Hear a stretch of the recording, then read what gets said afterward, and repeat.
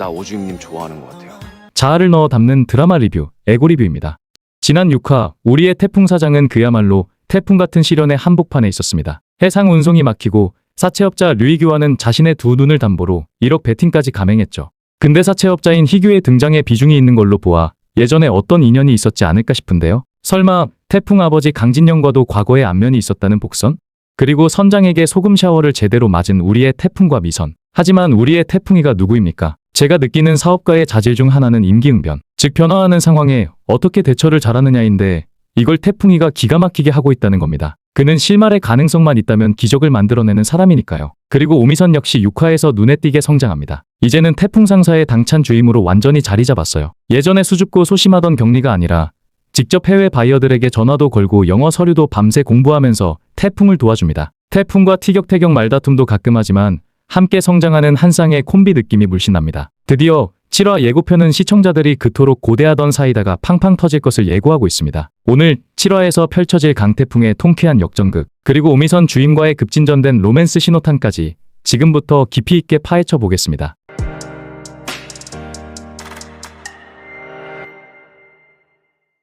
지난 6화의 엔딩은 많은 시청자들을 불안하게 만들었습니다. 표현준의 방해 공작으로 태풍 상사는 해운사 블랙리스트에 올랐고 안전하 7천 켤레는 발이 묶였죠. 강태풍이 원양어선으로 상업용 물품을 운송하려 한 시도는 선장 입장에서는 어이없는 요구였고 이를 표현하기 위한 선장의 냉정한 거절을 격한 소금 세례로 답하는 듯했습니다. 하지만 강태풍은 소금 몇 대 맞았다고 물러날 사람이 아니었습니다. 그는 위험을 감수하며 안전화 수출의 절실함을 증명했을지도 모릅니다. 그리고 결정적으로 그를 눈여겨보던 국수집 사장님이 나섰습니다. 그녀는 다름 아닌 원양어선 선장의 아내 또는 누나였죠. 태풍과 미선을 애정있게 지켜보던 국수집 사장님의 도움 덕분에 태풍은 합법적으로 일반 화물 일부를 탑재할 수 있는 원양어선을 통해 멕시코로 운송에 성공했습니다. 이 기적 같은 성공 뒤 7화의 예고편에서는 우리에게 깊은 안도를 선사합니다.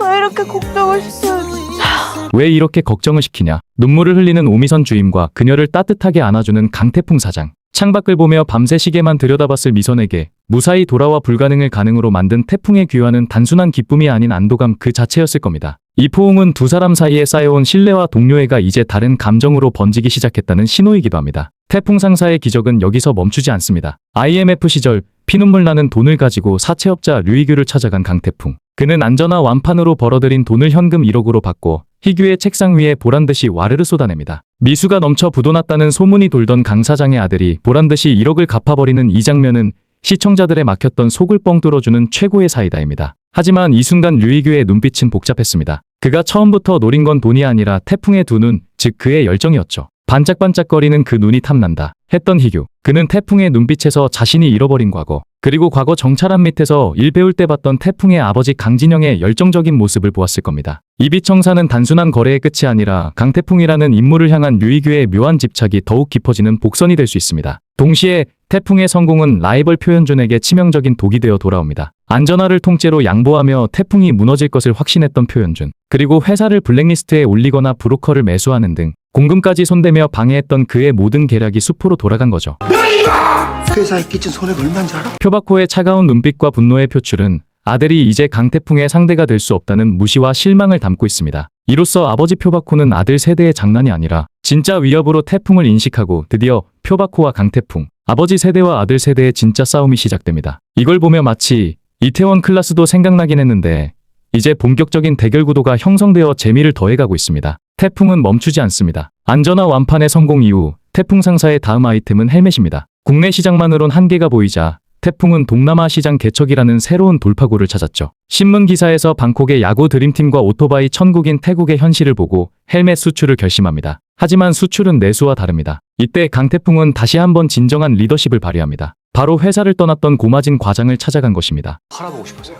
근데 뭐부터 해야 될지 모르겠어서. IMF로 떠날 수밖에 없었던 고마진 과장은 퇴사를 해뼈저리게 하루 벌어 하루 먹고 사는 고통을 겪었습니다. 쉽게 신뢰할 수 없었던 태풍을 약간 무시했었는데 자존심을 버리고 자신을 찾아온 젊은 사장의 진심과 안전화 수출 성공이라는 확실한 능력 증명 앞에서 고마진은 결국 못 이긴 척 태풍 상사에 다시 합류하게 됩니다. 배송중 대리의 합류 가능성까지 포함하여 이제 태풍 상사는 강태풍, 오미선, 고마진 세 사람이 태국으로 출장을 떠나 본격적인 해외 진출을 시작합니다. 낯선 땅 태국에서 마주한 낯선 지인의 존재는 1화에 나왔던 도망가는 친구의 아빠이지 않을까 뇌피셜을 적어보는데요. 그 지인의 도움으로 현지 물정의 어두운 태풍 상사 직원들에게 든든한 조력자가 되어줄 것입니다. 헬멧 수출 계약을 따내기 위해 두 사람이 기발한 방법을 쓴다고 하니 기대가 큽니다. 예를 들면 직접 공사장에 뛰어들어 헬멧을 시연한다든지 아니면 태국 현지말로 프레젠테이션을 한다든지 그야말로 기상천외한 영업 전략을 보여줄 것 같습니다. 이제 중반을 지나가는 상황에서 회사 부도로 나가게 된 태풍 상사 식구들도 한 명 한 명 모을 것으로 예상됩니다. 매회 에피소드마다 필요한 사람이 있듯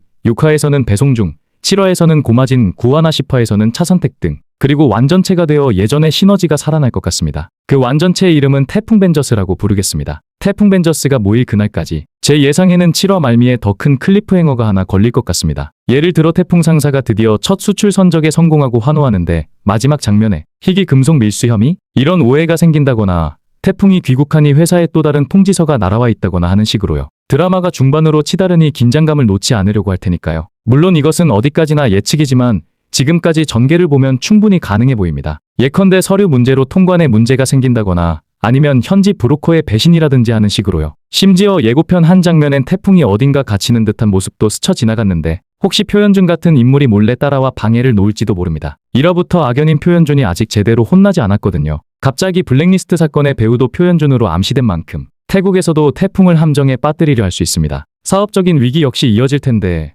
아마 태국 현지에서 수출 계약을 성사시키려다 새로운 난관에 봉착할 가능성이 큽니다. 드라마를 보면서 제일 많이 느끼는 것은 그 시대만이 주는 낭만과 포기하지 않고 계속 도전하는 열정인 것 같습니다. 등장인물 간의 갈등과 화해 그리고 정이 잘 전달되어서 공감도 많이 되었고요. 무엇보다 태풍과 미선 두 주인공의 케미가 갈수록 좋아져서 보고 있으면 절로 미소가 나오더라고요. 왕남모를 비롯한 조연들의 개성 넘치는 활약도 그게 재미를 더했고요. 회사의 존폐를 둘러싼 긴박한 상황 속에서도 가족애와 인간미를 잃지 않는 따뜻한 드라마라서 더욱 매력적인 것 같습니다. 이제 드라마도 초반을 넘어 중반으로 향하고 있는데요. 끝으로 한 가지. 드라마 속시대는 비록 1997년이지만 그 안에서 성장하고 서로를 돕는 모습은 2025년을 사는 우리에게도 깊은 울림과 응원을 주는 것 같아요. 과연 태풍과 미선은 진짜 글로벌 상사맨으로 거듭날 수 있을지, 태풍 상사는 IMF 한파를 딛고 기적같은 부활을 이룰 수 있을지 우리 같이 끝까지 지켜보도록 해요. 저는 7화가 방송되면 또 재미난 리뷰로 돌아오겠습니다. 뜨겁게 돌아온 태풍 상사 7화 11월 1일 토요일 밤 9시 10분 TVN에서 벼랑 위 태풍처럼 몰아치는 그들의 상사맨 성장기를 꼭 본방 사수해 주시기 바랍니다. 그리고 영상이 즐거우셨다면 좋아요와 구독 부탁드립니다. 다음 리뷰에서 뵙겠습니다. 에고리뷰였습니다. 감사합니다.